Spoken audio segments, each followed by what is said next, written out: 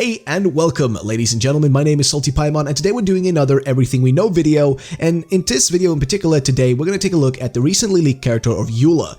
Disclaimer though, I won't be showing any direct footage of Eula in this video in fear of MiHoYo coming after me with copyright strikes. Also, all the artwork used in this video will link down below. Eula is a Cryo Claymore user from the Knights of Favonius. She's a 5-star character within Genshin Impact, or will be rather. Her birthday is the 25th of October, and her in-game description states this: the Spindrift Knight, a scion of the old aristocracy, and the captain of the Knights of Favonius Reconnaissance Company. The reason for which a descendant of the ancient nobles might join the Knights remains a great mystery in Mondstadt to this very day. Eula is a female character. She has a kind of bluish style of hair and has an ornament on her outfit which kind of is reminiscent to the things you see on Danslave as well as Abyss Herald, so kind of that sort of style is on there.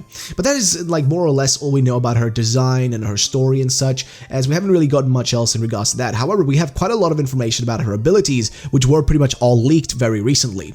First up, we have her normal attack, Favonius Bladework Adele. Performs up to 5 consecutive strikes. Charge attack drains stamina over time to perform consecutive or continuous slashes. At the end of the sequence, performs a more powerful slash. Her plunging attack plunges from mid-air to strike the ground, damaging opponents along the path, dealing AoE damage upon impact.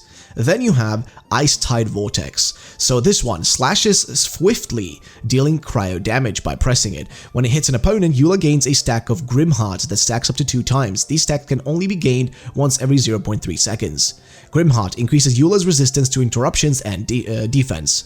Hold. Wielding her sword, Eula slashes forward, dealing AoE cryo damage to opponents in front of her, consuming all stacks of Grim Heart that Eula possesses. If Grim Heart stacks are consumed, opponents hit by this skill will have their physical res and cryo res decreased. Each stack of Grim Heart will convert into an Ice Whirl brand that deals cryo damage to nearby opponents. And this info is also included, saying, so the waves roiled, swallowing the crown of the nobles.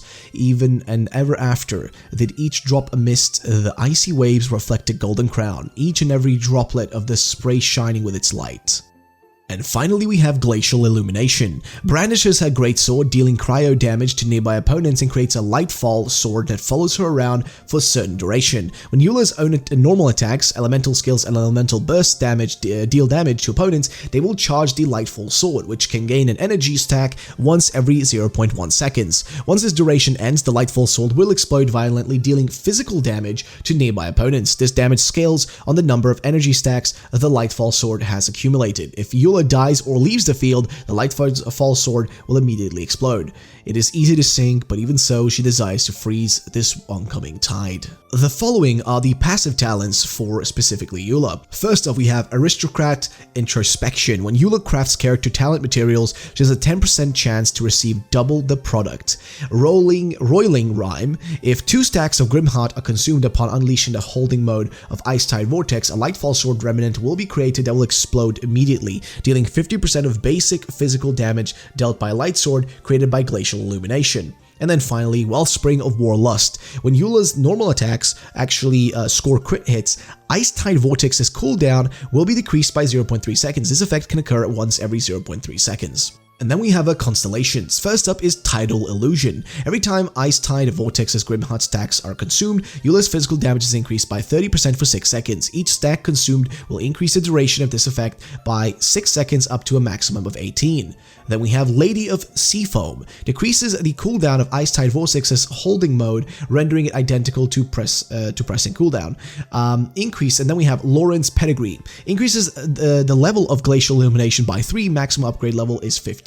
And then Obstinance of One's Inferiors.